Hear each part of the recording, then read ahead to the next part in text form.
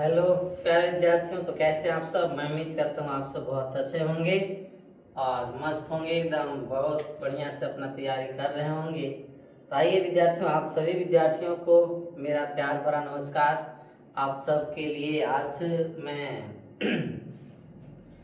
Objective question कराऊंगा। जो 11th class के जितने भी छात्र हैं वो आपके 11th क्लास के सभी छात्रों के लिए केमिस्ट्री का जो हम लोगों ने पढ़ा है थ्योरी, उसमें केमिस्ट्री के चैप्टर 1 से जितने भी आपका ऑब्जेक्टिव क्वेश्चन होंगे जो आपका महत्वपूर्ण है एग्जाम की दृष्टि से, वैसे क्वेश्चन को हमने लाया है और आपके लिए यहाँ पर आज सॉल्व करेंगे हम लोग। तो सभी बच्चे वीडियो में बने रहेंगे और क्वेश्चन को समझकर सॉल्व करने का प्रयास करेंगे हम सब मिलकर ना। तो चलिए हम लोग बिना देर के स्टार्ट करते हैं।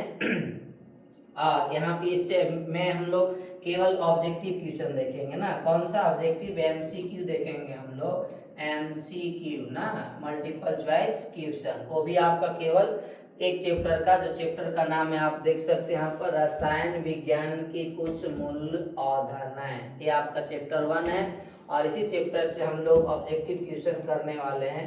टोटल हम लोग 70 एमसीक्यू देखेंगे इस लेक्चर में। कितने देखेंगे?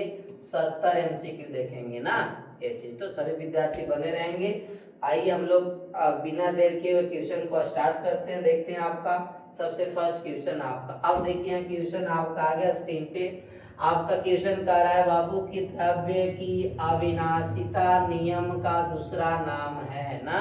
हम लोगों ने पढ़ा है कि रसायन विज्ञान के जब हम लोग डेवलपमेंट देख रहे थे, विकास, तो उसमें 19वीं सदी में जो रसायन विज्ञान का विकास हुआ था प्यारे विद्यार्थियों, वो आपका रासायनिक संयोजन, रासायनिक संयोग के नियम, रासायनिक संयोग के नियम नहीं, इस क्षेत्र में रसायन विज्ञान का क्या हुआ था? विकास। और इसी पे अभी तक रसायन विज्ञान का जो भी है वो चल रहे हैं ना। जिसमें रसायन विज्ञान जो टोटल हम लोग देखे थे, रासायनिक संयोग के नियम जो देखे थे भाई हम लोग, वो आपका टोटल 5 नियम देखे थे हम लोग ना। पहला आपका द्रव्यमान संरक्षण का नियम, दूसरा था आपका स्थिर अनुपात का नियम, तीसरा था गुणित अनुपात का नियम, चौथा था हम लोग का व्युत्क्रम अनुपात का नियम और पांचवा था गैल-लुसेक का नियम। नहीं, तो इस तरह से हम लोग 5 नियम देखे थे। तो उसी में से अब कह रहा है कि द्रव्य की अविनाशिता नियम नहीं का दूसरा नाम, एक और नाम क्या है? तो द्रव्य की अविनाशिता नियम को हम लोग द्रव्यमान संरक्षण के नियम से जानते हैं ना। जिसमें कि हम लोग पढ़े हैं द्रव्यमान संरक्षण नियम में कि कोई भी रासायनिक अभिक्रिया हो, उसमें जो भी अभिकारक का द्रव्यमान हो, उत्पाद के द्रव्यमान के क्या होते हैं? बराबर। यानी उसमें द्रव्यमान के ना तो सृजन किया जा सकता है और ना विनाश, यानी ना तो बनाया जा सकता है और ना नष्ट किया जा सकता है ना। तो हम लोग द्रव्यमान संरक्षण के नियम को ही क्या बोलते हैं? द्रव्य की अविनाशिता का नियम। यानी द्रव्य की अविनाशिता का नियम के दूसरा नाम आपका क्या हो जाएगा बबुआ? द्रव्यमान संरक्षण के नियम। यानी ऑप्शन आपका ए इज द राइट। क्लियर है? चलिए, तो बहुत मजेदार क्वेश्चन है। तो हम लोग इसी तरह से अपने अंदाज में क्वेश्चन को सॉल्व करते चलेंगे। आपका क्वेश्चन नंबर 2 कह रहा है बाबू कि 40 ग्राम NaOH को क्या बोलते हैं? सोडियम हाइड्रोक्साइड में मोल की संख्या है। हम लोगों ने मोल संख्या निकालने के लिए फार्मूला देखा था कि जब भी यहाँ पर आपका भार दिया हो ना, तो मोल संख्या यानी N बराबर होता है W/M, जहां N क्या होगा? N को बोलते हैं मोल संख्या। N को क्या बोलते हैं बाबू? मोल संख्या बोला जाता है। और W यानी कि भार, W क्या हो जाएगा आपका? भार ना, वेट जितना दिया हुआ है। M आपका क्या हो जाता है? अनुभार। M को क्या बोलते हैं हम लोग? अनुभार या आणविक द्रव्यमान बोलते हैं। तो अब यहाँ पर आप देख सकते हैं कि आपका दिया हुआ है क्या? 40 ग्राम आपका भार दिया हुआ है। अनुभार निकालने के लिए, आणविक द्रव्यमान निकालने के लिए बताया आप लोग को कि आणविक द्रव्यमान निकालने का क्या तरीका होता है कि अणु में उपस्थित जितने भी परमाणु है सबके द्रव्यमान संख्या को जोड़ दीजिए, आपका अनुभार यानी आणविक द्रव्यमान निकल जाएगा। तो सोडियम का होता है कितना? 23 प्लस ऑक्सीजन का 16, हाइड्रोजन का 16, 17, 23 आपका टोटल हो जाएगा कितना बबुआ? 40। तो अब यहाँ रख देंगे हम लोग N बराबर W का मान हो जाएगा ये, और ये आपका हो गया M का मान। तो W बराबर हो जाएगा 40 और M बराबर भी हो जाएगा 40, कट जाएगा यानी आ जाएगा कितना 1 मोल। कितने मोल हो जाएंगे 1 मोल, यानी option C is the right. आपका ऑप्शन कौन सही हो जाएगा, ऑप्शन सी आपका सही हो जाएगा, यानी 1 मोल हो जाएगा ना, ये चीज ध्यान रखेंगे। चलिए तो इस तरह से क्वेश्चन को हम लोग को क्या करना है, सॉल्व करते चलना है। चलिए नेक्स्ट क्वेश्चन आपका है, पर एसटीपी ना, एसटीपी पर 2 मोल गैस का आयतन क्या होगा। हम लोगों ने पढ़ा है कि एसटीपी या एनटीपी। एसटीपी को बोलता है स्टैंडर्ड टेम्परेचर प्रेशर ना, सामान्य ताप एवं दाब पर जब 2 मोल गैस है तब आयतन क्या होगा कितना। तो हम लोग देखें अगर 1 मोल कोई गैस हो एसटीपी एनटीपी पर तो आपका होता है 22.4 लीटर। कितना होता है 22.4 लीटर के बराबर होता है। कितने मोल 1 मोल गैस बराबर, यहाँ लिखेंगे हम लोग कि 1 मोल अगर आपका एसटीपी पर, किस पर बबुआ एसटीपी पर ना, अगर आपका 1 मोल गैस हो, कितने मोल हो 1 मोल गैस ना, तो उसका आयतन कितना होता है 1 मोल गैस का आयतन, आयतन ना वॉल्यूम वो होता है प्यारे बच्चे आपका 22.4 लीटर। तो उसी पे हम पूछ रहे हैं आपका कितना मोल, तो 2 मोल। 2 मोल बराबर आपका कितना हो जाएगा, 2 से मल्टीप्लाई कर देंगे ना, यहाँ पर 2 से क्या कर देना है मल्टीप्लाई कर, 22.4 और गुना हो जाएगा 2, यानी कि 4 दुना के 8, 2 दुना के हो जाएगा आपका 4 और 4 यानी 44 पॉइंट कितना हो जाएगा 8 लीटर। आंसर यानी ऑप्शन कौन है आपका B is the right. Clear है, समझ गया ना। तो इस तरह से हम लोगों ने आपका क्वेश्चन को सॉल्व किया। तो और इस टाइप के क्वेश्चन हमने आपको पढ़ा रहे तो उस समय बहुत सारा क्वेश्चन कराया भी था उस समय ना, ये चीजें। तो आप मैं उम्मीद करता हूँ कि आपको समझ में आ गया होगा अच्छे तरीके से। तो इस अगर बार मान लीजिए 3 मोल पूछे तो 3 से मल्टीप्लाई कर देना है, 4 मोल पूछे तो 4 से क्या कर देना है मल्टीप्लाई कर देना है। क्लियर है ना ये चीज। चलिए हम लोग 4th क्वेश्चन नंबर देखते हैं आपका। आप 4था क्वेश्चन नंबर कर रहा है किसी यौगिक का वाष्प घनत्व, ये आपका घनत्व दिया हुआ ना, क्या दिया हुआ है घनत्व कितना है 40 है, तो अनुभार का मान क्या होगा। तो अगर आपका बबुआ किसी यौगिक का अगर वाष्प घनत्व दिया हो तो अनुभार बराबर जो फॉर्मूला होता है किसके बराबर, अनुभार ना, अनुभार बराबर आपका होता है 2 मल्टीप्लाई आपका वाष्प घनत्व, वाष्प घनत्व न घनत्व ये आपका होता है। तो आपका 2 वाष्प घनत्व कितना दिया हुआ है 40 यानी 40, गुना करेंगे आपका कितना हो जाएगा 80, यानी option A is the right, यानी ऑप्शन ए आपका सही हो जाएगा। क्लियर है ना। ये जितने फार्मूला याद रखेंगे आप कि ये हम लोग का फार्मूला याद रखना है कि आपका क्या बोलते हैं कि अनुभार बराबर, अगर वाष्प घनत्व दिया हो तो अनुभार बराबर क्या फार्मूला होता है, तो अनुभार बराबर 2 मल्टीप्लाई वाष्प घनत्व होता है, इसको ध्यान रखेंगे आप। नहीं इसी तरह से आप मान लीजिए वाष्प घनत्व 40 से 60 देगा तो आपका 60 में गुना कर देंगे, 30 देगा मतलब अंक बदलेगा तो फॉर्मेट तो वही रहेगा ना, फार्मूला बदलता नहीं है। तो फार्मूला आपको ध्यान रखना है बबुआ, समझ में आ गई बात ना। एग्जाम में आपका अंक इधर उधर हो सकता है लेकिन आपका फार्मूला जो है वही रहेगा। कि चलते आप लोग फार्मूला को अच्छे से अगर समझ गए हैं तो क्वेश्चन को आप सॉल्व कर सकते हैं, अगर कितना भी मान बदल के दे दे फिर भी। क्लियर है ना ये चीज। चलिए आगे चलते हैं हम लोग बबुआ कि CH4 यानी मीथेन, CH4 आपका दिया हुआ है, CH4 ना, CH4 आपका दिया हुआ है। ये ऑक्सीजन की उपस्थिति में जब क्रिया यानी ऑक्सीजन में जलाया जाता है तो कार्बन डाइऑक्साइड और क्या बन रहा है जल। अब क्रिया में 88 ग्राम कार्बन डाइऑक्साइड बनाने के लिए कितने मोल CH4 की आवश्यकता होती है। तो आप यहाँ देख सकते हैं बाबू आप लोग 1 मोल 2 मोल 3 मोल 4 मोल कितना होगा।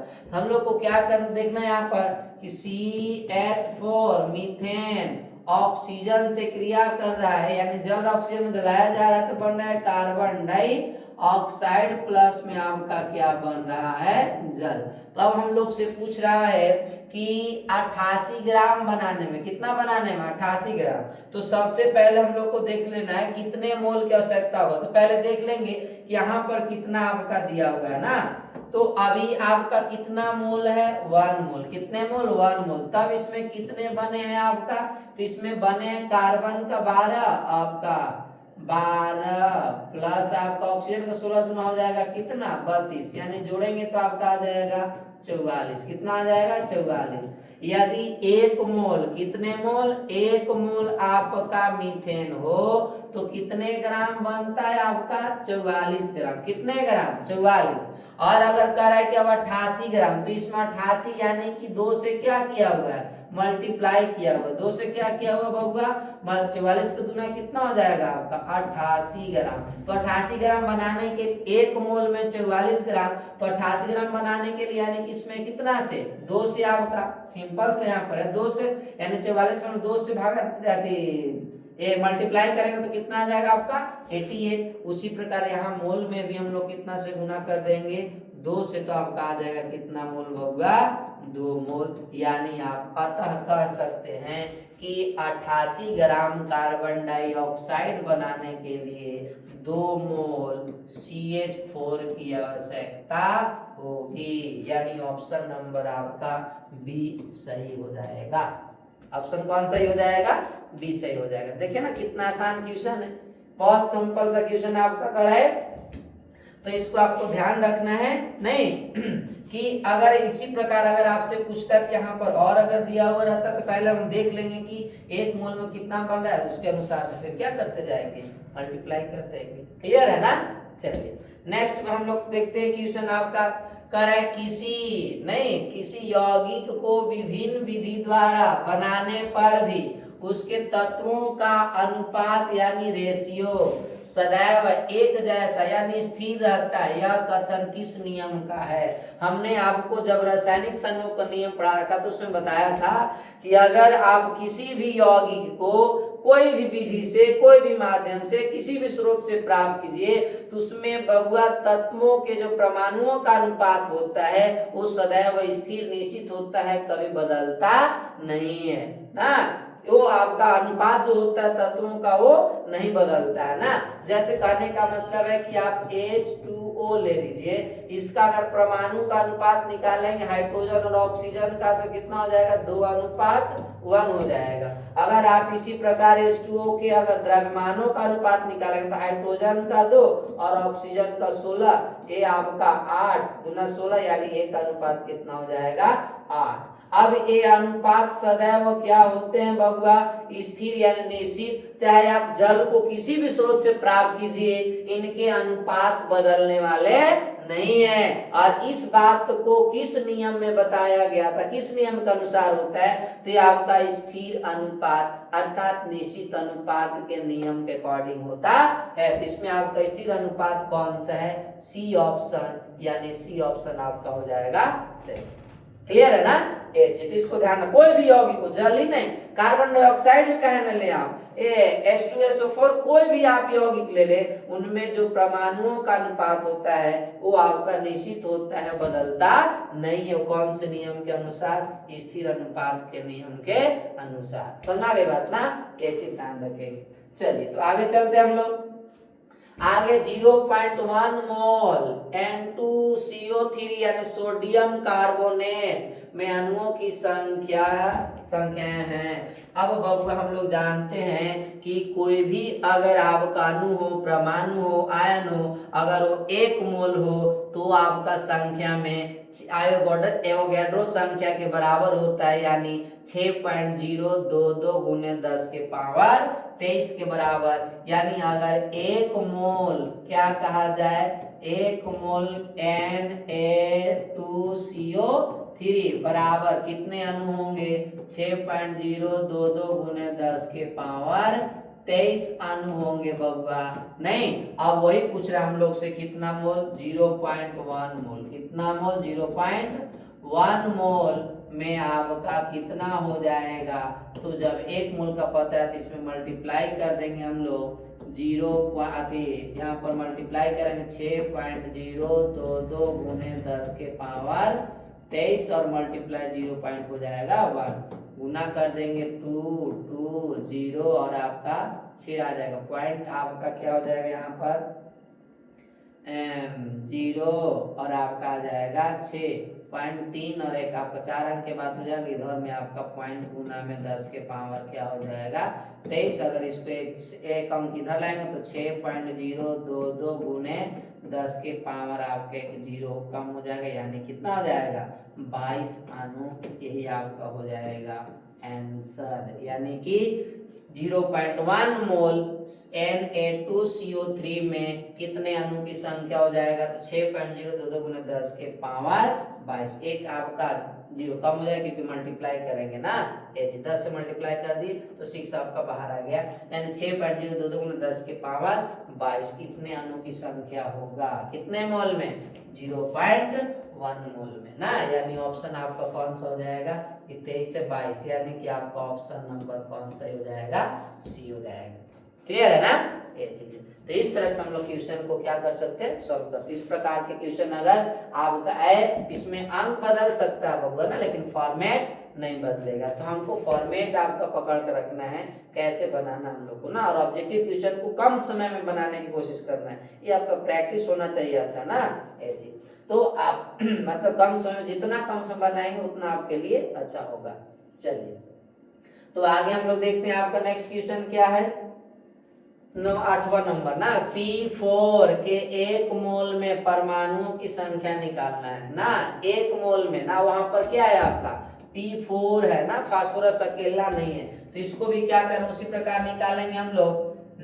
यहाँ पर हम लोग देखेंगे कि 1 मोल, कितने मोल, अगर फास्फोरस के 1 मोल में, कितने मोल में बबुआ 1 मोल में ना परमाणु की संख्या कितना हो जाएगा 1 मोल में, तो 1 मोल में परमाणु की संख्या आपका 6.022 गुने 10 के पावर 23 परमाणु होंगे, कितने मोल में 1 मोल फास्फोरस में ना।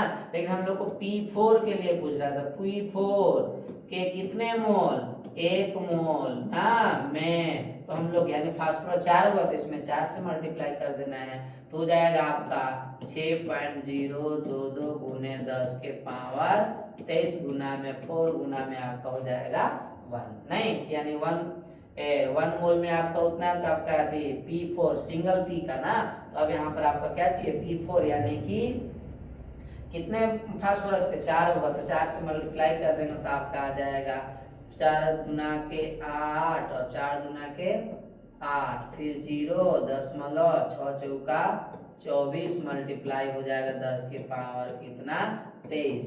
अब इसको उधर भेजेंगे एक अंक को, तो 2.408 मल्टीप्लाई 10 के पावर 20, एक 0 बढ़ जाएगा, यानी कि आपका ऑप्शन नंबर कौन हो जाएगा बबुआ, डी इज द राइट।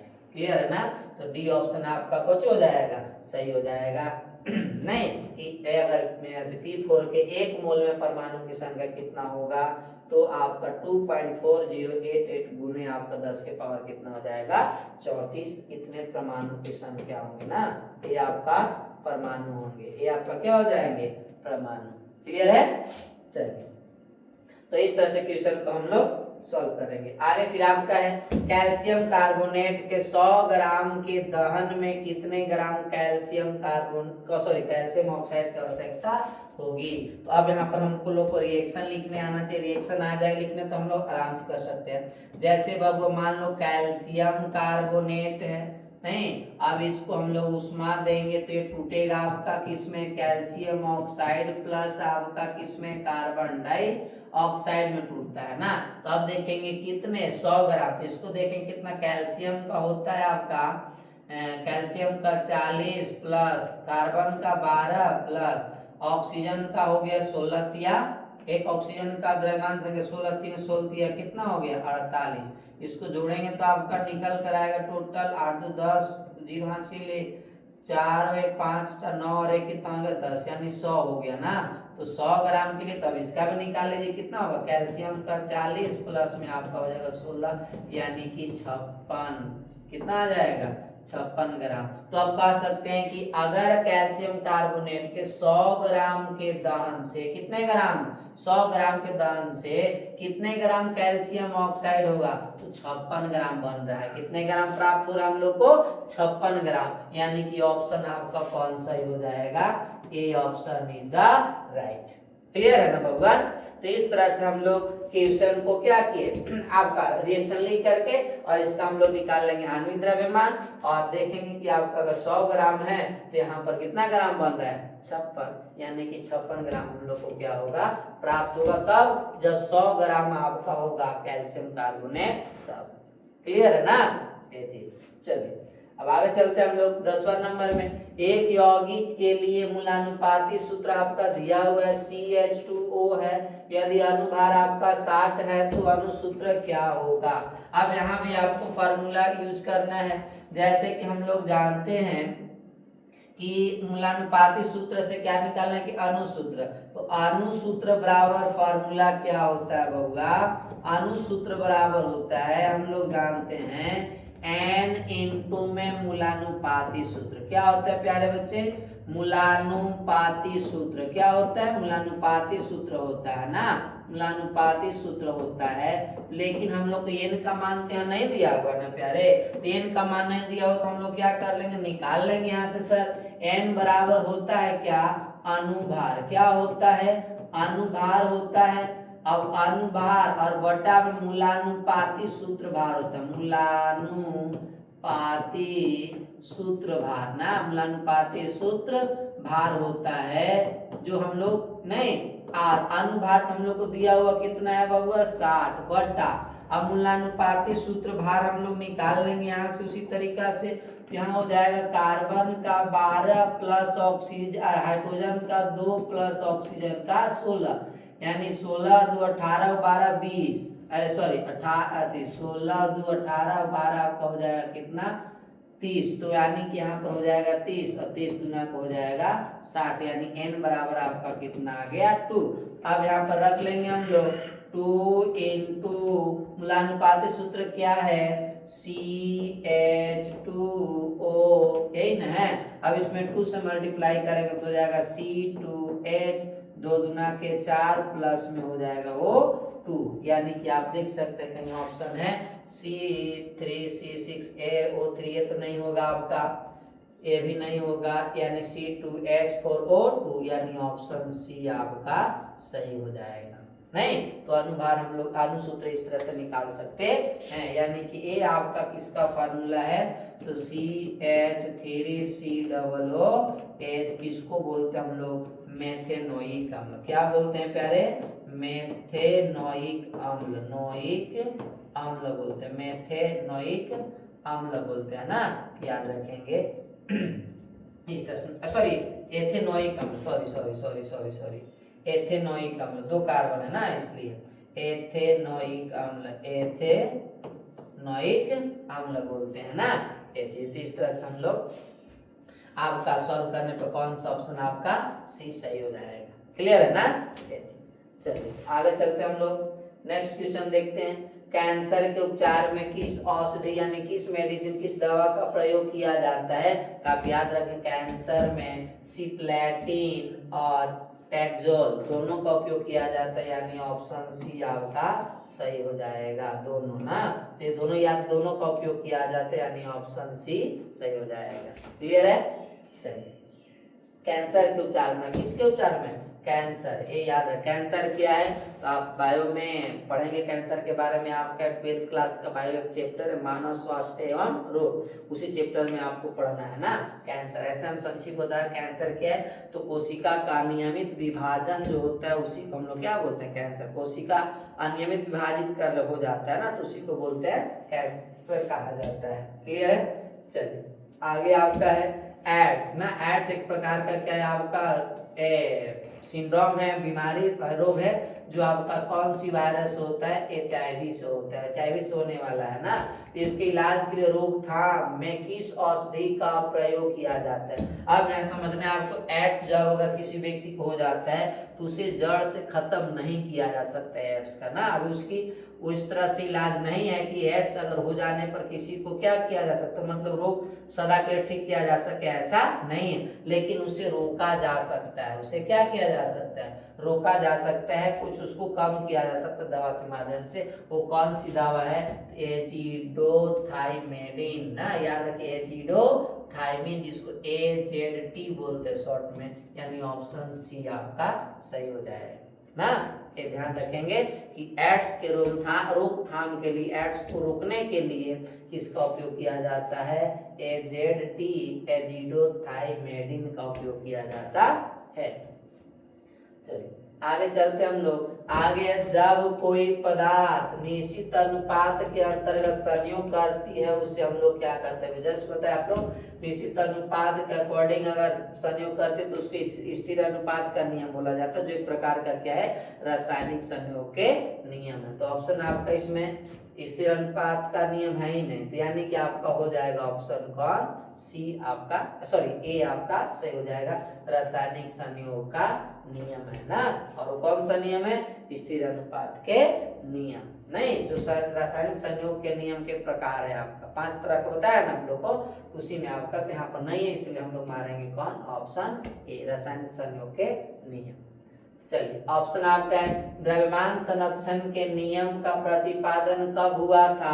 आप इसको याद रखेंगे, द्रव्यमान संरक्षण के नियम देने वाले साइंटिस्टों का नाम है लवाजे। कौन दिए थे बउआ? लवाजे ने दिया था। किसने दिया था? लवाजे। लवाजे लिखेंगे हम लोग। लावाजे ने आपका दिया था इसको, द्रव्यमान संरक्षण के नियम को कब दिए थे? 1789 में। कब दिए थे? 1789 में दिए थे ना, ये याद रखें, लवाजे ने। चलिए आगे आपका जो लवाजे यहाँ पर लिखा हुआ है, यही लवाजे ने दिए थे ना द्रव्यमान संरक्षण के नियम।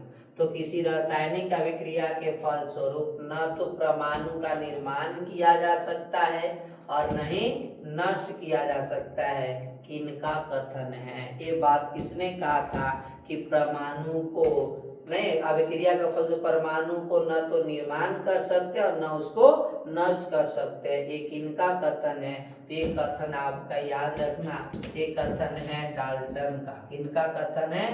डाल्टन का, यानी ऑप्शन कौन हो जाएगा? ए, सॉरी बी ना। कौन सा ऑप्शन? बी ऑप्शन सही हो जाएगा।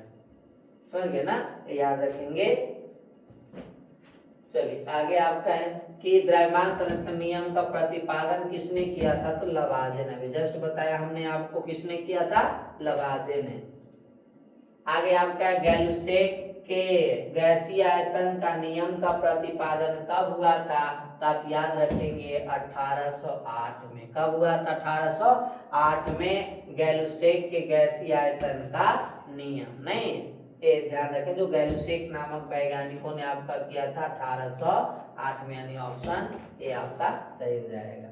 चलिए आगे देखते हैं हम लोग। किसी रासायनिक यौगिक में उनके अवयवी तत्व एक निश्चित अनुपात में होते हैं, ये किनका कथन था? ये कथन आपका प्राउस्ट का। किनका कथन था? प्राउस्ट, जो स्थिर अनुपात के नियम के अकॉर्डिंग होता है, यानी स्थिर अनुपात के नियम कौन दिए थे बबुआ?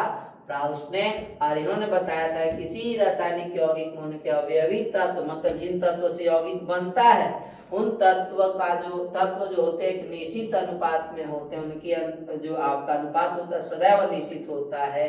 नहीं, एक कथन किसका कहा हुआ था? प्राउस्ट का कहा हुआ था ना, स्थिर अनुपात के नियम जो दिए थे। क्लियर है? चलिए आगे चलते हम लोग। आगे आपका है कि यदि रासायनिक अभिक्रिया में अभिकारक और प्रतिफल यानी कि उत्पाद, प्रतिफल किसको बोलते हैं हम लोग? उत्पाद, जो अभिक्रिया के फलस्वरूप बनता है प्रोडक्ट ना, दोनों गैस हो तो इनके आयतन का अनुपात सरल होते हैं। एक किनके द्वारा कहा हुआ था? किस नियम में? ते आपका गैलुसेक ने कहा था। किसने कहा था बबुआ? गैलुसेक ने, कि यदि अगर रासायनिक अभिक्रिया में अभिकारक और उनसे बनने वाला जो उत्पाद दोनों गैस हो तो इनके आयतन का अनुपात कैसे होता है? सरल यानी सिंपल होता है। किसने बताया था? गैलुसेक ने। किसने बताया था? गैलुसेक ने बताया था ना, ये ध्यान रखिएगा। चलिए आगे हम लोग का है गुणित अनुपात ना। गुणित अनुपात का प्रतिपादन कब हुआ था? 1803 में, 1808 में या 1799 में कब हुआ था, तो इसको आपको बताना है कब हुआ था ना। गुणित अनुपात के नियम का जो प्रतिपादन हुआ था वो कब हुआ था बबुआ, तो 1799 में। कब हुआ था, 1799 में हुआ था ना, याद रखिएगा, गुणित अनुपात के नियम। चलिए आगे आपका है निश्चित अनुपात के नियम का प्रतिपादन कब हुआ था। निश्चित अनुपात के प्रतिपादन का नियम कब हुआ था, तो आप बता सकते हैं इसमें ना इसका ईयर है कि कब हुआ था।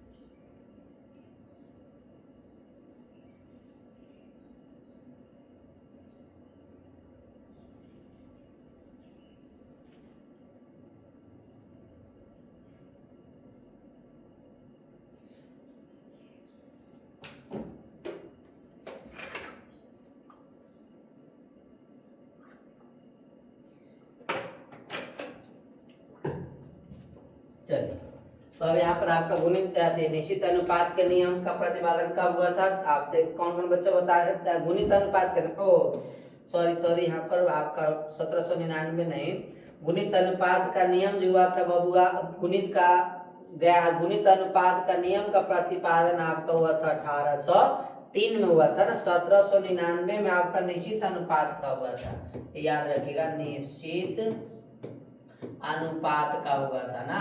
अनुपात का प्रतिपादन, निश्चित अनुपात के नियम का प्रतिपादन, लेकिन गुणित अनुपात का जो नियम का प्रतिपादन हुआ था 1803 में हुआ था ना, ये याद रखिएगा। और यहाँ पर जो आपका हो जाएगा निश्चित अनुपात का नियम, वो आपका सी यानी कि 1799 में हुआ था ना, ये याद रखिएगा, थोड़ा सा मिस्टेक हो गया था।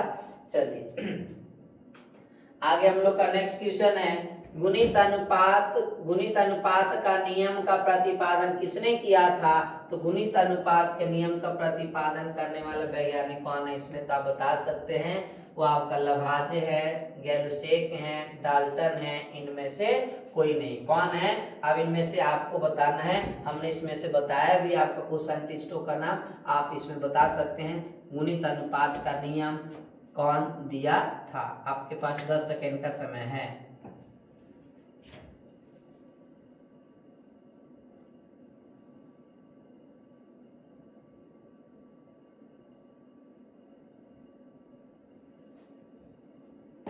चलिए बता दिए आप लोग कौन कौन बच्चे का सही जवाब है, आप अपना देख सकते हैं। अब हम बताते हैं यहाँ पर लभाजे आपका जो द्रव्यमान संरक्षण के नियम दिए थे, ये आपका कौन सा नियम दिए थे बबुआ, द्रव्यमान संरक्षण का नियम, जो पीछे हम लोग क्वेश्चन देखे, द्रव्यमान संरक्षण के नियम देने वाले हैं ना, के नियम दिए थे, द्रव्यमान संरक्षण का नियम दिए थे, नहीं का नियम कौन दिए थे बबुआ, लवाजे ने। गैलुसेक आपका गया कौन दिए थे, गैलुसेक का गैसीय नियम ना, गैलुसेक का गैसीय नियम दिए थे इन्होंने, जिसमें विकारक और उत्पाद दोनों आपका गैस। और डाल्टन ने आपका क्या दिया था, गुणित अनुपात का नियम, गुणित अनुपात का नियम, नहीं गुणित अनुपात का नियम देने वाले वैज्ञानिक कौन है, डाल्टन, जो आपका यहाँ पूछ रहा है, यानी कि ऑप्शन सी आपका सही हो जाएगा। तो आप मिला लीजिए कौन कौन बच्चे का सही आंसर था। तो गुणित अनुपात के नियम देने वाले साइंटिस्ट कौन है, आप बता सकते हैं डाल्टन। कौन है बबुआ, डाल्टन है ना। चलिए आगे आपका व्युत्क्रम अनुपात के नियम का प्रतिपादन कब हुआ, नहीं कब हुआ था, तो आप बता सकते हैं 1799 कब हुआ, सॉरी 1792 कब हुआ था, 1792 में हुआ था ना, याद रखिएगा। व्युत्क्रम अनुपात का नियम जो था वो कब प्रतिपादित किया गया था, 1792 में। क्लियर है ना। चलिए आगे चलते हम लोग। आगे आपका व्युत्क्रम अनुपात के प्रतिपादन किसने किया था, तो इसके आप साइंटिस्ट आपका रीचर, कौन है, रिचर नामक वैज्ञानिक हैं जिन्होंने आपका व्युत्क्रम अनुपात के नियम को प्रतिपादन किया था। वो कब किया था? जो आप यहाँ पर देख सकते 1792 में, यानी कि इन्होंने आपका 1792 में कौन सा नियम दिया था? व्युत्क्रम अनुपात का नियम। क्लियर है?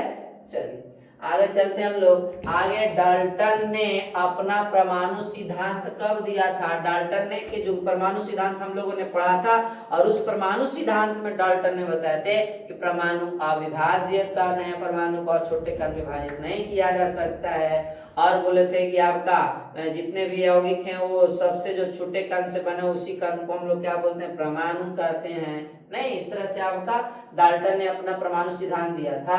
और ये सिद्धांत आपका कब दिए थे बउआ? तो 1803 में। कब दिए थे? 1803 में दिए थे ना, इसको याद रखिएगा। डाल्टन ने अपना परमाणु सिद्धांत 1803 में दिया था। चलिए आगे देखेंगे हम लोग। परमाणु का खोज कब हुआ? तो परमाणु सॉरी, एक मिनट रुकेंगे पीछे हम लोग। ये आपका यहाँ पर 1803 में नहीं, 1808 में। 1800 कब दिए थे? 1808 में दिए थे। और 1803 में आपका परमाणु का खोज हुआ था। परमाणु का क्या हुआ था? खोज हुआ था बबुआ ना, इसको ध्यान रखेंगे। तो 1808 में आपका डाल्टन ने अपना परमाणु सिद्धांत दिया था, और 1803 में आपका परमाणु की खोज हुई थी। जो कि क्वेश्चन यहाँ पूछ रहे, परमाणु का खोज कब हुआ था? तो 1803 में। कब हुआ था प्यारे बच्चे? 1803 में ना, इस तरह से। चलिए तो आगे चलते हम लोग। आगे आपका कनाद के बातों पर सहमति जताने वाले वैज्ञानिक, कनाद ने जो बात कहा था उनकी बात को सहमति जताने वाले वैज्ञानिक कौन है? तो ये दोनों महाशय हैं। नहीं, लाक्रोसियस डेमोक्रिट्स, ये दोनों ने आपका क्या किया था? सहमति जताया था। किनकी बातों का? कनाद के बातों का, यानी कि ऑप्शन सी आपका सही हो जाएगा ना।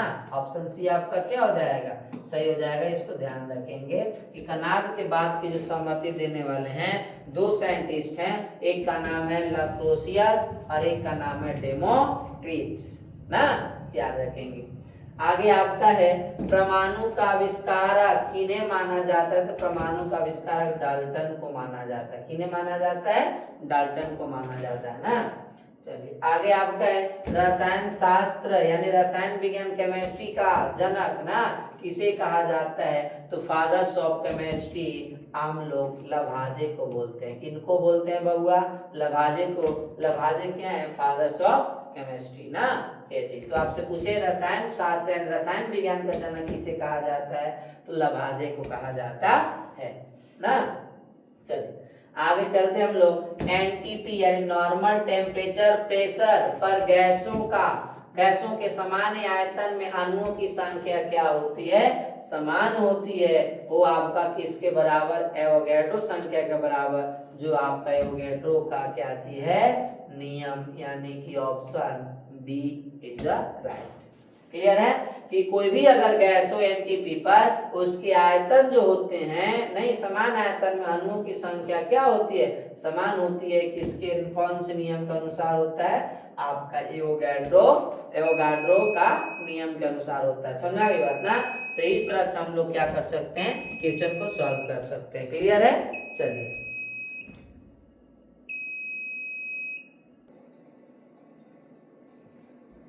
तो 30 नंबर क्वेश्चन हम लोग कंप्लीट हुआ। अब 31 नंबर देखते हैं क्या करता है। चलिए तो आपका 31 नंबर का है बबुआ क्या? डाल्टन के अनुसार किसी यौगिक के सबसे छोटे कण कहलाते हैं। डाल्टन ने बोला था कोई भी यौगिक हो उसका सबसे जो सूक्ष्मतम कण है, सबसे छोटा कण, वो आपका कौन है? परमाणु है। कौन है बबुआ? परमाणु, यानी ऑप्शन कौन हो जाएगा? बी ना। Option B is the right. आगे हम लोग देखते हैं ऑक्सीजन का अणु होते हैं। तो ऑक्सीजन की जो अणु होते हैं बाबू, हम लोग परमाणुकता पढ़ते हैं ना। एक परमाणुकता, द्विपरमाणुकता, त्रिपरमाणुकता, इस तरह से नहीं, चतुष्परमाणुकता, इसके बाद आपका बहु परमाणुकता होता है ना। तो यहाँ पर आपका क्या होगा? ऑक्सीजन जो होता है अगर O2 है तो ये आपका क्या होगा? जिसको हम लोग ऑक्सीजन बोलते हैं द्विपरमाणुक ना, परमाणुक द्विपरमाणुक होता है। अगर ओजोन की बात कही जाए तो ये आपका त्रिपरमाणुक होता है ना। क्या होता है बबुआ? त्रिपरमाणु होता है, लेकिन हम लोग से पूछ रहा है क्या, ऑक्सीजन, इसलिए आपका ऑप्शन कौन हो जाएगा, B option is the right. Clear है? चलिए आगे चलते हैं हम लोग। नेक्स्ट क्वेश्चन कर रहा है कि एनटीपी यानी नॉर्मल टेम्परेचर प्रेशर किसी गैस के 22.4 लीटर जो द्रव्यमान किसके बराबर होता है, तो परमाणु द्रव्यमान के बराबर होता है। किसके बराबर होता है, परमाणु द्रव्यमान के बराबर होता है ना, ये याद रखिएगा। इसके बाद आगे चलते हम लोग कि 6.022 गुना 10 के पावर 23 कणों के समूह को क्या बोलते हैं, तो इसको बोलते हैं हम लोग मोल, यानी क्या बोला जाता है, मोल ना। एक मोल बराबर हम लोग का कितना संख्या होता है, चाहे वो अणु हो, परमाणु हो, आयन हो, कोई भी चीज अगर एक मोल हो तो वो आपका संख्या में कितना 6.022 गुने 10 के पावर 23 होता है। इसी को अवोगाद्रो नंबर या अवोगाद्रो संख्या कहते हैं। आपसे पूछेगा अवोगाद्रो संख्या होता है तो यही आपको संख्या याद रखना है ना, ये जो आपका मोल संख्या एक मोल संख्या के क्या होता है, बराबर होता है। चलिए आगे चलते हम लोग। आगे आपका एक परमाणु द्रव्यमान इकाई बराबर होता है, एक परमाणु जो होता है, नहीं, एक परमाणु द्रव्यमान इकाई किसके बराबर होता है, तो इसको याद रखना है 1.66 गुने 10 के पावर माइनस 24, यानी कि ऑप्शन क्या हो जाएगा आपका ए ना। यहाँ पर आपके 1.67 भी दिया हुआ रहेगा कहीं भी, तो आपको कंफ्यूज नहीं होना है, लेकिन एक्यूरेट आपका 1 पॉइंट क्या होता है 6 गुने 10 के पावर माइनस 24 ग्राम होता है। कितने, एक परमाणु का जो द्रव्यमान होता है वो कितने, उसके जो इकाई के बराबर आपका क्या होता है 1.66 गुने 10 के पावर माइनस 24 होता है ना। चलिए तो नेक्स्ट क्वेश्चन देखते हैं हम लोग। एनटीपी पर एक मोल, नहीं, एनटीपी पर एक मोल हाइड्रोजन गैस का आयतन होता है। तो कोई भी अगर एक मोल हो एनटीपी या एसटीपी पर, तो चाहे वो आपका क्या हाइड्रोजन हो, चाहे हीलियम हो, चाहे सोडियम, कोई भी पदार्थ हो, तो उसका जो आयतन होता है, कोई भी गैस उसका जो आयतन होता है वो कितना आपका होता है, आपका 22.4 लीटर होता है ना, ये याद रखिएगा। चलिए आगे चलते हैं हम लोग। आगे आपका एक मोल कार्बन डाइऑक्साइड में अणुओं की संख्या होती है। आपका दिया हुआ एक मोल कार्बन डाइऑक्साइड, तो आपको बताया क्या कि अगर कोई एक मोल हो यानी कार्बन डाइऑक्साइड हो या फिर आपका कोई भी पदार्थ हो, अगर एक मोल हो तो उसकी संख्या जो होती है 6.022 गुने 10 के पावर क्या होता है 23, यानी एक मोल कार्बन डाइऑक्साइड बराबर आपका हो जाएगा 6.022 गुने 10 के पावर 23 ना। इतने अणु होंगे ना, ये याद रखिएगा, इतने अणु हो जाएंगे, यानी कि ऑप्शन नंबर आपका कौन सही हो जाएगा, ऑप्शन ए। क्लियर है? चलिए आगे चलते हम लोग। आगे ग्राम परमाणु को कहते हैं ना, ग्राम परमाणु को क्या बोलते हैं हम लोग, एक मोल एक परमाणु एक अणु, यानी कि एक मोल कहा जाता है ग्राम परमाणु को ना, याद रखिएगा।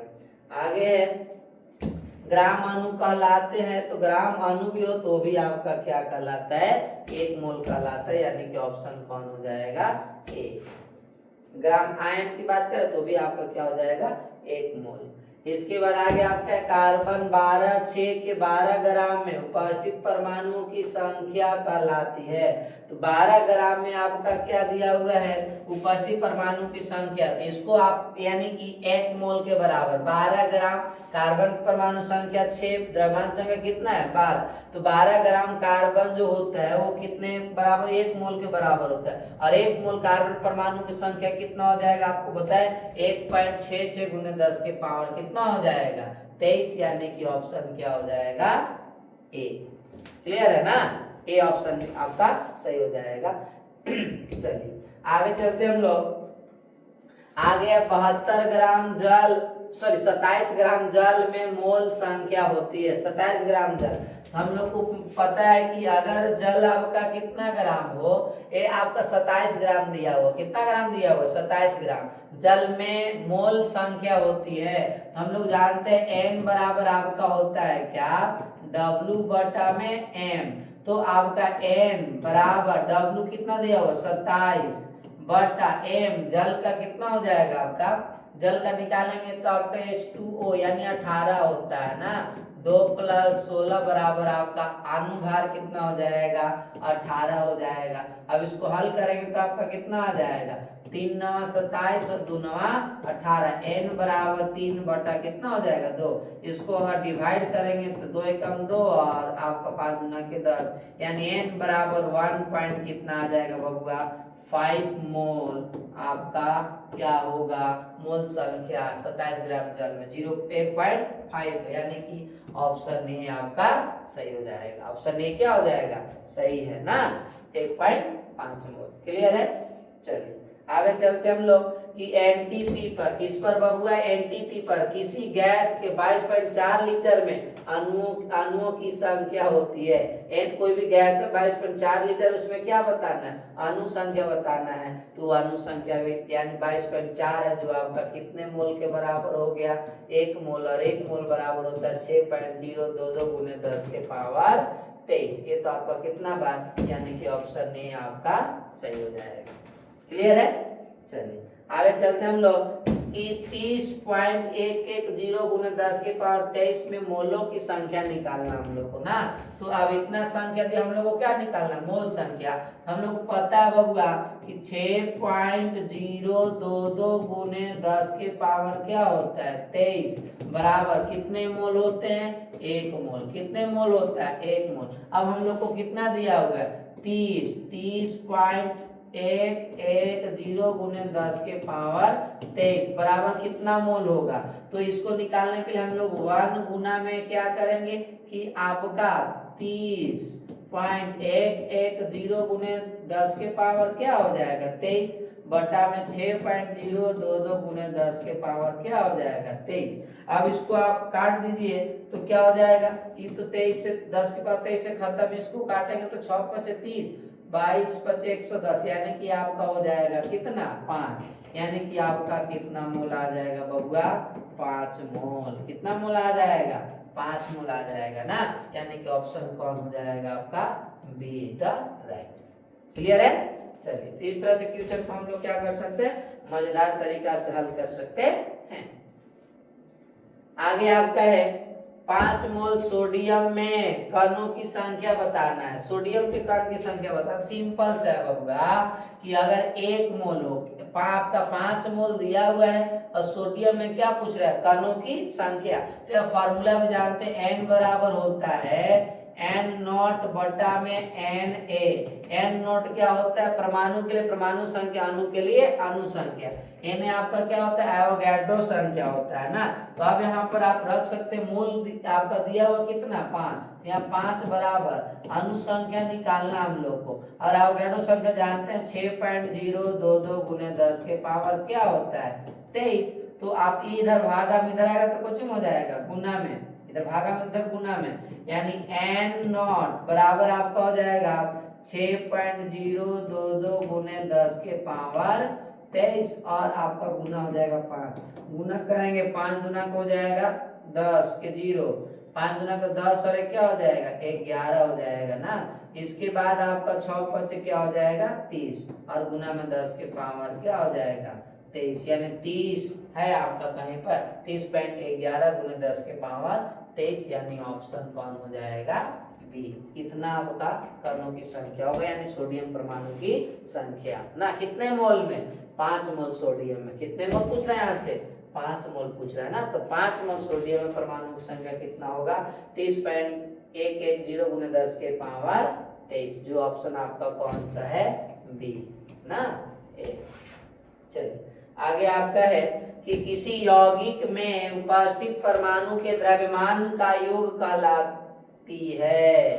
किसी भी यौगिक में उपस्थित जो भी आपका परमाणु है उनके द्रव्यमान को जोड़ दीजिए तो क्या कहलाएगा आणविक द्रव्यमान अनुभार जिसको बोलते हैं हम लोग नहीं। यहाँ पर आपका है कौन सा आणविक द्रव्यमान यानी कि ऑप्शन कौन हो जाएगा सी हो जाएगा। बहुत सारे यौगिक हम लोग आणविक द्रव्यमान निकाले भी हैं ना। जैसे मान लीजिए कि आपका यहाँ पर पूछ दिया कि क्या बोलते हैं H2SO4 आणविक द्रव्यमान निकाली तो इसमें क्या कर रहा है कि यौगिक है नहीं सल्फ्यूरिक अम्ल इसमें जितने भी परमाणु है सबके द्रव्यमान को जोड़ दीजिए तो हाइड्रोजन 2 है तो एक हाइड्रोजन एक 2 का हो जाएगा 2 प्लस सल्फर का होता है कितना 32 प्लस ऑक्सीजन का 16, 4 हुआ तो 16 चौका 64। अब जोड़ दीजिए 4 2 6 और 2 हो जाएगा 8, 6 और 3 9, यानी कितना हो जाएगा आपका 98। तो इस तरह से आणविक द्रव्यमान भी हम लोग क्या करते हैं, निकालते हैं ना। चलिए आगे आपका है 120 ग्राम मैग्नीशियम में मोलों की संख्या है। 120 ग्राम दिया मोल संख्या, जैसे सोडियम निकाला ना, सोडियम में सोडियम परमाणु की संख्या, यहाँ पर मोल संख्या पूछ रहा है, कोई बात नहीं है। तो मोल संख्या बराबर हम लोग जानते हैं W बटा क्या होता है M, N बराबर W कितना दिया हुआ है 120 बटा मैग्नीशियम का जो आपका आणविक द्रव्यमान संख्या होता है वो आपका कितना होता है, वो होता है आपका 24। अब इसको डिवाइड करेंगे तो आपका कितने बार में कट जाएगा, तो ये आपका 5 बार में, यानी कि N बराबर आपका हो जाएगा 5 मोल। कितना मोल आ जाएगा 5 मोल, यानी कि option C is the right, option C सही हो जाएगा नहीं। चलिए आगे चलते हम लोग तब, चलिए आगे चलते हैं बबुआ। अब H2SO4 का, अरे भाई देखो अभी जस्ट हमने इसको निकाला था नहीं, यहाँ पर दे ही दिया आपका, यहाँ देख सकते हैं कि कौन सा क्वेश्चन नंबर, आगे चलते हम लोग आपका है, हाँ यहाँ देखिए 45 में भी हम लोग जस्ट निकाले यहाँ पर, और यहाँ पर अभी क्वेश्चन हम लोग से पूछ ही दिया नहीं 47 नंबर में कि H2SO4 का ग्राम आणविक द्रव्यमान है, तो निकाल जस्ट निकाल है ना हम लोग, कितना है 98, कितना हो जाएगा 98, यानी ऑप्शन ए। आपका भी sodium carbonate 10H2O, sodium carbonate decahydrate का जो आपका ग्राम आणविक द्रव्यमान निकालना है, इसको धोवान सोडा बोलते हैं, इसको ना धोने का सोडा कहा जाता है। तो इसका निकालना है तो आपका क्या हो जाएगा कि Na2CO3 इंटू आपका हो जाएगा 10H2O, यही ना बबुआ। तो सबके द्रव्यमान संख्या जोड़ दीजिए, तो सोडियम का 23 23 दुना को हो गया कितना 46, कार्बन का 12 प्लस ऑक्सीजन का 16 आपका हो जाएगा कितना 48, नहीं 16 कितना हो जाएगा 48, और प्लस में यहाँ पर हो जाएगा हाइड्रोजन का 10 दुना के 20 को, यानी हो जाएगा आपका कितना 20 प्लस ऑक्सीजन 10 को, तो हो जाएगा यहाँ पर कितना कि ऑक्सीजन का 16 दुना के 160। अब इसको जोड़ दीजिए 0 और 8, 8 और 2 10 और 6 16 के 6, हासिल आपका हो जाएगा 1 और 2 3, सॉरी 6 और 2 8 और 4 12 और 1 13 और 4 हो जाएगा 17, 17 और 1 आपका हासिल था, तो कितना हो जाएगा 18 के 8 हासिल 1, फिर आपका 1 और बस 1 और 1 आपका कितना हो जाएगा 2, यानी कि 286 ग्राम आपका हो जाएगा, जो ऑप्शन कौन है ए ना, ऑप्शन है। इस तरह से आणविक द्रव्यमान हम लोग क्या कर सकते हैं, निकाल सकते हैं, किसी भी यौगिक का पूछे तो ना। चलिए आगे हम लोग का है यार, एक में आप लोग को क्वेश्चन देते हैं, इसका आप लोग को निकालना है आणविक द्रव्यमान, एक हम होमवर्क में देते हैं ना, इसका आणविक द्रव्यमान निकाल कर आप लोग बताइएगा। जैसे आपका है सोडियम कार्बोनेट हो गया, और आपको हम फार्मूला देते हैं Al2O3, एल्युमिनियम ऑक्साइड का आपको आणविक द्रव्यमान निकाल के बताना है कितना होगा ना। चलिए आगे चलते हम लोग कि अणुसूत्र बराबर होता है ना, अणुसूत्र निकाले भी थे हम लोग। अणुसूत्र बराबर जो फार्मूला होता है आपका, अणुसूत्र बराबर N गुना में आपका मूलानुपाती सूत्र, मूलानुपाती सूत्र होता है ना, याद रखिए मूलानुपाती सूत्र, जो ऑप्शन आपका कौन हो जाएगा बी, N गुना मूलानुपाती सूत्र अगर लिख देंगे तो आपका अणुसूत्र निकल जाएगा।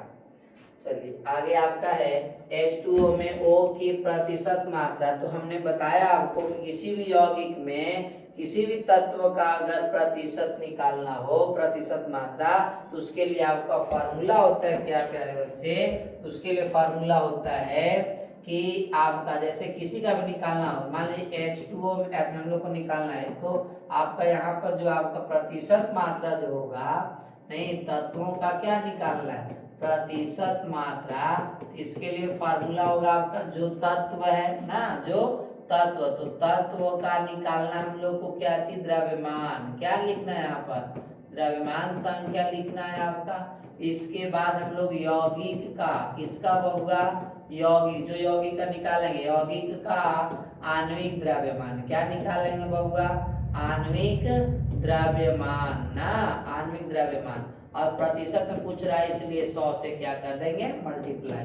तो अब यहाँ पर किसका निकालना है, ऑक्सीजन का, यहाँ पर किसका लिखेंगे हम लोग, ऑक्सीजन का द्रव्यमान, तो ऑक्सीजन का कितना होता है 16, बट यौगिक है आपका H2O, तो यौगिक का होता है कितना 18 मल्टीप्लाई होता है कितना आपका 100।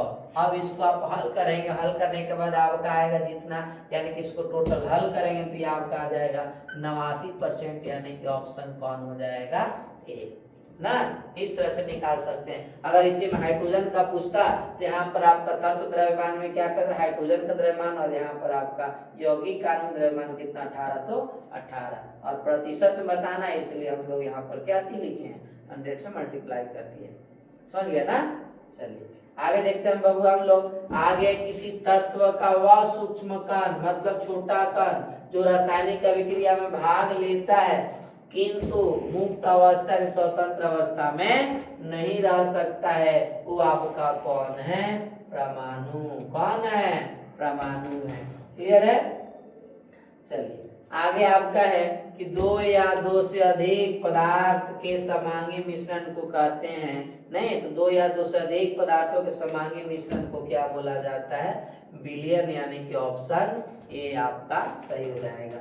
मिश्रण, तो मिश्रण आपको पता है दो या दो से पदार्थ को मिलाने पर क्या बनता है, मिश्रण बनता है। मिश्रण दो तरह का, समांगी और विषमांगी, जिसमें आपका अगर समांगी मिश्रण है तो समांगी मिश्रण हम लोग किसको बोलेंगे बबुआ, विलयन को, किसको बोलेंगे, विलयन को। और अगर विषमांगी मिश्रण है तो उसको निलंबन कहा जाता है, विषमांगी मिश्रण उसको क्या बोलेंगे, निलंबन बोला जाता है। जैसे रेत और जल का मिश्रण, वो आपका निलंबन हो जाएगा, नहीं वो, क्योंकि उसमें जो आपका रेत और जल है पूरी तरीका से घुलेगा नहीं, तो जो नहीं घुलता है उसको विषमांगी मिश्रण, और विषमांगी मिश्रण को क्या बोलते हैं बबू हम लोग, निलंबन। और जब अच्छे से घुल जाएगा तो उसको समांगी मिश्रण, और समांगी मिश्रण को ही क्या बोला जाता है, विलयन, यानी सॉल्यूशन कहा जाता है। क्लियर है। चलिए तो आगे हम लोग चलते हैं बबुआ नेक्स्ट क्वेश्चन की तरफ। विलयन में अधिक मात्रा में पाए जाने वाले पदार्थ कहलाते हैं। विलयन में दो अवयव होते हैं, विलयन दो चीजों से मिलकर बना होता है, जिसमें एक आपका होता है, आपका विलयन दो चीजों से मिलकर बना होता है। एक आपका होता है बबुआ विलेय, क्या होता है, विलेय प्लस में क्या होता है, विलायक, विलेय प्लस क्या होता है, विलायक। तो इसमें आप याद रखें जिनकी मात्रा क्या हो, कम मात्रा हो ना, कम मात्रा वाला को क्या बोलते हैं हम लोग, विलेय बोलते हैं, और ज्यादा मात्रा वाला को, यानी कि अधिक मात्रा वाला को क्या बोलते हैं बबुआ, अधिक मात्रा हो तो उसको विलेय बोला जाता है। यानी विलयन में उपस्थित जिस अवयव यानी जिस पदार्थ की मात्रा ज्यादा हो उसको हम लोग विलायक बोलते हैं, और जिसकी कम हो उसको क्या बोला जाता है, विलेय। हम लोग से क्या पूछ रहे हैं कि विलयन में अधिक मात्रा में पाए जाने वाले पदार्थ को क्या बोलते हैं बबुआ लोग, तो विलायक बोलते हैं हम लोग, क्या कहते हैं, विलायक कहते हैं। यहीं पर अगर कम मात्रा वाला पूछता तो हम लोग क्या डाल देते हैं, विलेय ना, यानी कि सॉल्यूट, और विलेय को बोलते हैं सॉल्वेंट, विलयन को सॉल्यूशन कहा जाता है ना। चलिए आगे चलते हैं हम लोग। प्रति लीटर विलयन में घुले हुए विलेय के मोलों की संख्या कहलाती है। इसका डेफिनेशन हमने बताया था कि प्रति लीटर यानी कि 1 लीटर का है, 1 लीटर विलयन में उपस्थित विलेय की मोलों की संख्या को मोलरता कहा जाता है। क्या कहा जाता है बबुआ, मोलरता कहा जाता है प्यारे ना। तो ये आपका ऑप्शन कौन हो जाएगा, A option is the right. हाँ मोलरता ना, ये चीजें। और यही अगर प्रति केजी अगर आता विलायक तो आपका मोलरता हो जाएगा। और मोल अंश का क्या होता है, तो मोल अंश का होता है कि विलयन में उपस्थित विलेय की मोल संख्या तथा विलयन और विलेय की अवयव की मोल संख्या, विलेय व विलायक की मोल संख्या ना, तथा विलयन के कुल मोल संख्या के अनुपात यानी रेशियो को क्या बोला जाता है, मोल प्रभाज कहा जाता है ना। चलिए आगे चलते हैं बबुआ लोग हम लोग कि 1000 ग्राम यानी कि 1 केजी, 1000 ग्राम यानी कि कितना हो गया आपका 1 केजी विलायक नहीं सॉल्वेंट में घुले हुए विलेय की मोल की संख्या कहलाती है, तो मोललता कहलाती है। क्या कहलाती है? मोललता कहलाती है, यानी कि ऑप्शन कौन हो जाएगा आपका बी। समझ गए ना? चलिए आगे चलते हम लोग। आगे अब जब 1 मोल पदार्थ को ग्राम में व्यक्त किया जाता है तो उसे कहते हैं परमाणु द्रव्यमान, आणविक द्रव्यमान, मोलर द्रव्यमान, तो उसको बोलते हैं मोलर द्रव्यमान। क्या बोलते हैं प्यारे? मोलर द्रव्यमान ना। याद रखिएगा कि जब भी आप लोग मोल आते 1 मोल पदार्थ को ग्राम में व्यक्त किया जाता है तो उसको बोलते हैं क्या चीज? मोलर द्रव्यमान। और अगर AMU में यानी एटॉमिक मास यूनिट में तो उसको बोलेंगे हम लोग आणविक द्रव्यमान ना। परमाणु द्रव्यमान को भी किसमें? AMU में भी लिख सकते हैं ना। तो ये आपका होता है एटॉमिक मास यूनिट ना। तो आणविक द्रव्यमान को AMU में और मोलर द्रव्यमान को किसमें? ग्राम में मापते हैं हम लोग ना, ग्राम में लिखते हैं। तो बस आणविक द्रव्यमान और मोलर द्रव्यमान दोनों सेम है, बस फर्क है इसको AMU में और इसको लिखते हम लोग ग्राम में। क्लियर है ना? चलिए बाकी दोनों आपका सेम है, सेम निकाला जाता है, दोनों को निकालने का तरीका सेम है, आणविक द्रव्यमान का और मोलर द्रव्यमान का ना। चलिए आगे चलते हैं हम लोग। 1 मोल सोडियम परमाणु बराबर, अभी जस्ट भाई निकाल कुछ पीछे हम लोग क्वेश्चन आया था उसमें लिखे भी निकाले भी हम लोग ना। 1 मोल सोडियम में परमाणु की संख्या, अब सोडियम में नहीं कोई भी आपका तत्व अगर 1 मोल हो तो उसकी संख्या कितना होगा परमाणुओं का? 6.022 × 10⁻23 यानी कि ऑप्शन बी। क्लियर है ना? चलिए आगे चलते हम लोग।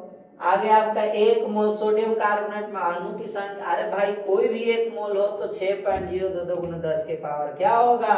23 के बराबर ही होगा। परमाणु है चाहे अणु है, 1 मोल होना चाहिए ना। जैसे कि 1 दर्जन केले बराबर क्या होता है? 12 नहीं। अब 1 दर्जन केला लीजिए, 1 दर्जन चूड़ी लीजिए, या 1 दर्जन अंडा लीजिए, कोई भी चीज अगर 1 दर्जन लेंगे तो उसकी संख्या कितना होगा? 12 ही होगा। उसी प्रकार 1 मोल अगर चाहे आपका अणु हो, परमाणु हो, आयन हो, सबकी अगर संख्या होगा तो आपका 6.022 × 10⁻23 के बराबर ही होगा ना, अगर 1 मोल है तब। समझ गए? चलिए तो नेक्स्ट क्वेश्चन देखते हैं हम लोग। कह 1 AMU बराबर होता है, तो कितना होता है बबुआ? 1 AMU एटॉमिक मास यूनिट बराबर होता है, तो ये भी आप याद रखिएगा 1.6603 × 10⁻23 ग्राम के बराबर होता है, यानी कि ऑप्शन सी। ये याद रखना मान आपको ना। आगे चले। चलिए आगे क्वेश्चन आपका है एनटीपी पर किसी गैस के 22.4 लीटर में मोलों की संख्या ज्ञात करें। 22.4 लीटर मोल की संख्या कितना होगा भाई? सिंपल सा 22.4 है ना। आपका आयतन दिया हुआ, हम लोग जानते हैं n बराबर होते हैं STP या NTP पर ना। n बराबर होता है आपका क्या? वॉल्यूम V बटा में 22 पॉइंट कितना होता है? 4 लीटर, क्योंकि आयतन भी आपका दिया हुआ 22 पॉइंट कितना? 4 बटा में 22.4 कट जाएगा आपका कितना जाएगा? 1, यानी 1 mole. Option C is the right. Clear है? बहुत आसान है कि नहीं? चलिए बहुत मजेदार क्वेश्चन है। अब आगे क्वेश्चन आपका कर रहा है कि एनटीपी पर 661.20 ml में मोलों की संख्या ज्ञात करें।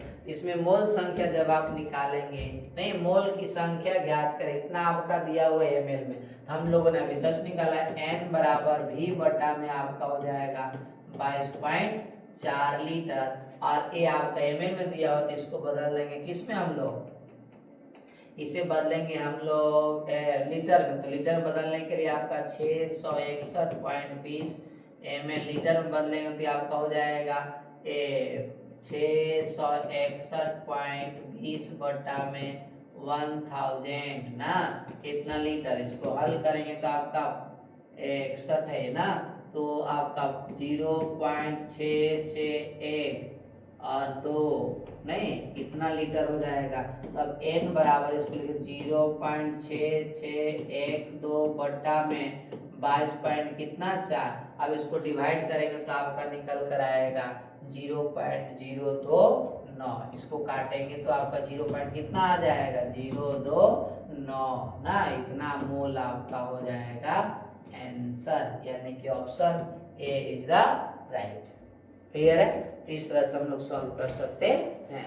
मोल बराबर तीनों फार्मूला बताएं आप लोग को, तीनों फार्मूला से आप निकाल सकते हैं। आगे चलते हैं हम लोग। सोडियम के एक परमाणु का द्रव्यमान ज्ञात करें। सोडियम के एक परमाणु का निकालना है ना, कितने परमाणु का निकालना है, एक परमाणु का। तो अब हम लोग पहले निकाल लेंगे आपका कि सोडियम के एक परमाणु का द्रव्यमान निकालना है ना, एक परमाणु का याद रखेंगे। तो अब अगर सोडियम 23 ग्राम हो नहीं तो उसमें कितने परमाणु होते हैं 6.022 गुने 10 के पावर कितना 23।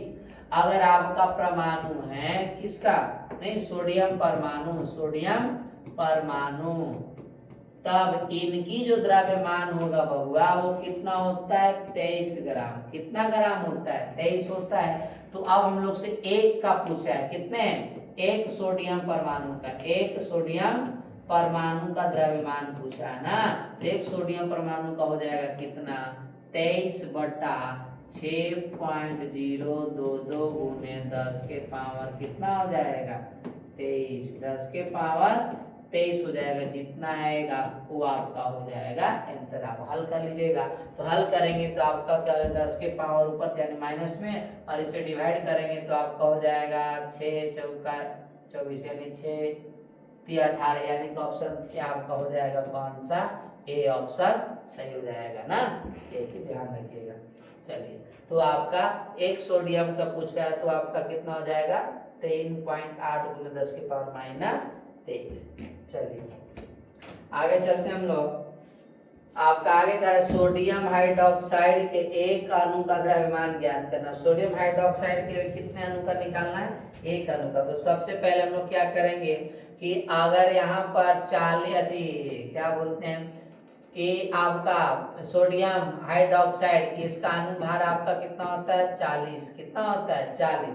तो अगर हम लोग से यहाँ पर देखा जाए कि 6 ये आपका 40 होता है इसका अनुभार, 40 ग्राम अगर सोडियम हाइड्रोक्साइड हो तो उसमें अणु की संख्या कितना होगा 6.022 गुने 10 के पावर 23। यहाँ पर लिखेंगे हम लोग कि 6.022 गुने 10 के पावर 23 जो आपका अणु होंगे नहीं किसका अणु सोडियम हाइड्रोक्साइड, सोडियम हाइड्रोक्साइड के अणु ना, इनके जो आपका द्रव्यमान होंगे बाबू अणु के द्रव्यमान वो आपका होगा कितना ग्राम 40। तो अब एक अणु का पूछ रहा है तो वही बतिया हो जाएगा जस्ट जो कि हम लोग सोडियम हाइड्रोक्साइड के एक अणु का जो द्रव्यमान होगा वो 40 बटा 6.022 गुने 10 के पावर 23। पावर ऊपर चला जाएगा माइनस में और ये हो जाएगा 6 यानी कि आपका 6 पॉइंट पूछाएगा। तो आपका ऑप्शन नंबर कौन हो जाएगा ए हो जाएगा, यानी option A is the right. 6.6 4 गुने 10 के पावर माइनस 23 जब इसको डिवाइड करेंगे तब। क्लियर है। चलिए आगे चलते हम लोग। आगे आपका है कि AMU है, इसका आपका विस्तार पूछ रहा है ना, फुल फॉर्म पूछ रहा है। तो AMU का होता है एटॉमिक मास यूनिट, यानी कि ऑप्शन आपका कौन हो जाएगा atomic mean unit, atomic mass unit, atomic हाँ ये आपका ऑप्शन नंबर कौन हो जाएगा बी। क्लियर है। चलिए आगे चलते हम लोग। आगे आपका 65 नंबर में क्या करा है कि 36.132 गुने 10 के पावर 23 कणों में मोलों की संख्या ज्ञात करें। मोल संख्या बताना है। हम लोग जानते हैं आपका कि n बराबर क्या होता है n नॉट बटा में Na अणु की संख्या बटा में एवोगैड्रो संख्या।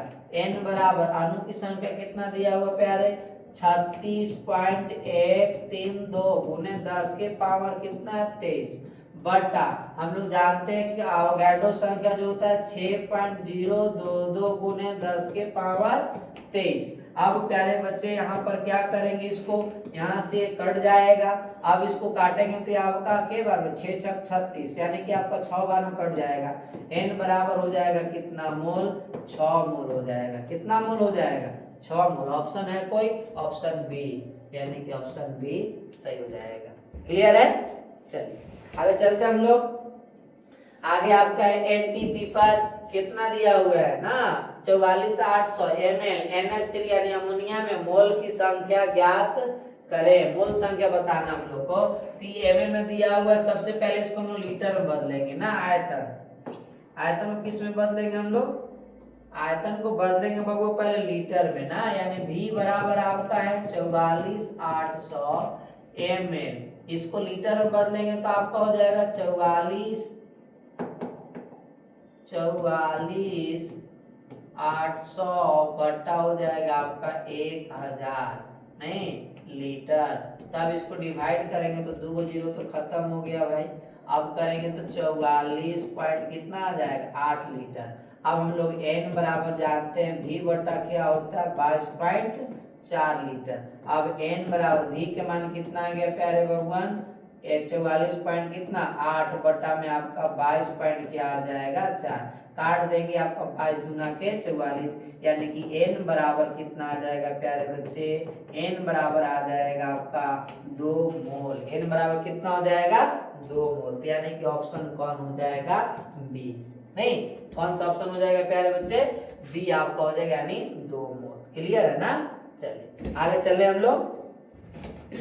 आगे आपका देखते हैं हम लोग 67 नंबर क्वेश्चन में कर रहा है C2H2 का मूलानुपाती सूत्र। मूलानुपाती सूत्र क्या होता है बबुआ, ये आपका सरल सूत्र होता है ना। इसके अंदर जो परमाणु होते हैं उसको हम लोग क्या बोलते हैं, सरलतम पूर्णांक में लिखते हैं। किस में लिखते हैं बबुआ, सरलतम पूर्णांक में लिखते हैं ना। तो सरलतम पूर्णांक में लिख देंगे आपका क्या है C2H4। इसमें सबसे छोटा कौन है, 2 से डिवाइड करेंगे दोनों में तो आपका क्या हो जाएगा, C आपका 2 से डिवाइड करेंगे दोनों में तो C में 2 से 2 कट जाएगा, यानी CH क्या हो जाएगा 2, CH2। तो आपका कौन सा ऑप्शन हो जाएगा, बी इज द राइट।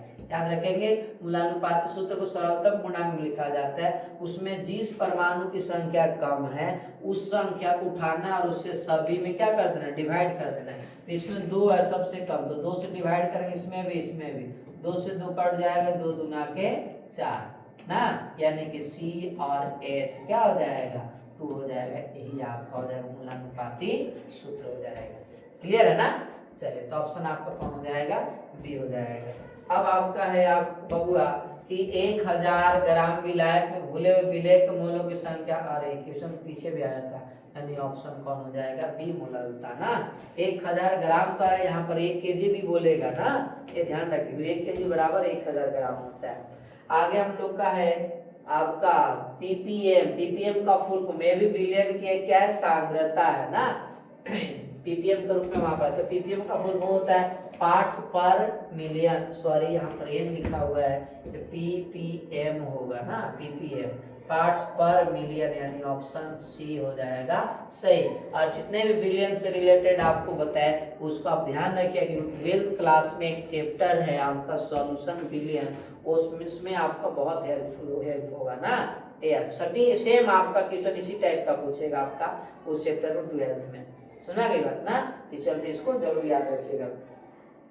अब हम लोग का लास्ट क्वेश्चन है। अब लास्ट क्वेश्चन आप लोग को बताना है 16 ग्राम CH4 को पूर्ण दहन के लिए O2 चाहिए, कितने ऑक्सीजन की आवश्यकता होगी प्यारे बच्चे, आपको बताना है। बहुत मजेदार क्वेश्चन है ना कि 16 ग्राम CH4 को पूर्ण दहन के लिए कितने O2 की आवश्यकता होगी, तो आपको बताना है। यहाँ पर सबसे पहले हम लोग रिएक्शन लिख लेंगे, तो रिएक्शन लिखेंगे क्या होगा प्यारे बच्चे, CH4 प्लस O2। अब इसको हम लोग रिएक्शन कराएंगे तो क्या बनेगा आपका, कार्बन डाइऑक्साइड बनता है, प्लस में आपका क्या होता है H2O, 2 से मल्टीप्लाई कर देंगे आपका हो जाएगा, यहाँ पर भी 2 से मल्टीप्लाई कर देंगे। अब आपको देखना है कि 16 ग्राम CH4 को पूर्ण दहन के लिए कितने O2 की आवश्यकता होगा, तो आप यहाँ से निकाल लेंगे आराम से एकदम बिंदास रूप में। यहाँ कार्बन का 12 और 4 हो जाएगा कितना 16, तो यहाँ पर कितना ऑक्सीजन, तो आपका 2 दूना का 4 यानी कि 16 गुना 4 बराबर कितना हो जाएगा 64। तो 64 ग्राम हम लोग को चाहिए, यानी ऑप्शन कौन हो जाएगा, सी ऑप्शन सही हो जाएगा। तो यही आपका लास्ट क्वेश्चन हम लोग देखे बबुआ कि चैप्टर 1 के लास्ट चैप्टर हम लोग चैप्टर 1 के लास्ट क्वेश्चन आपका 70 है। तो हमने चैप्टर 1 से 70 MCQ आपका चुन कर लाया था, जो आपके एग्जाम के लिए बहुत मस्ट होने वाला था। आपका इम्पोर्टेंट क्वेश्चन है और ये सब क्वेश्चन को हमने सेलेक्ट किया था और आपको आज बता करके भी खत्म किए। अगर आप लोग को कहीं दिक्कत होता है तो आप अपनी राय जो है कमेंट बॉक्स में जरूर दें, और क्लास कैसा लगा, कहाँ दिक्कत हुआ नहीं हुआ, जो भी आपका विचार होगा वो आप कमेंट में जरूर हमें बताएं। तो हम लोग चैप्टर 1 का रसायन विज्ञान की कुछ मूलभूत अवधारणाएं का ऑब्जेक्टिव क्वेश्चन 70 MCQ जो बोले 70 के 70 क्वेश्चन कराए आपको नहीं। ये अब इसमें कहीं दिक्कत होगा तो आप जरूर बताइएगा। क्लियर है? तो अब हम लोग आज यहीं तक रहने देते हैं, फिर हम लोग अब नेक्स्ट चैप्टर को कंप्लीट करने के बाद उसका भी ऑब्जेक्टिव क्वेश्चन देखें। 2 चैप्टर नहीं, उस चैप्टर का भी MCQ हम लोग करेंगे नहीं, 70 MCQ या 50 जितना भी होगा, जो भी आपका मस्ट क्वेश्चन होंगे वो सारा क्वेश्चन हम लोग करने का प्रयास करेंगे। तो चलिए आप सभी विद्यार्थियों को तहे दिल से धन्यवाद, जो कि आप लोगों ने इतना प्यार बनाए रखा, इतना देर तक मेरे साथ बने रहे, और आपका माँ सरस्वती हमेशा आगे बढ़ाते रहें, आपकी उन्नति हो। तो चलिए विद्यार्थी आज यहीं तक, फिर मिलते हैं नेक्स्ट वीडियो में हम लोग नेक्स्ट लेक्चर में नहीं नेक्स्ट टॉपिक के साथ। चलिए।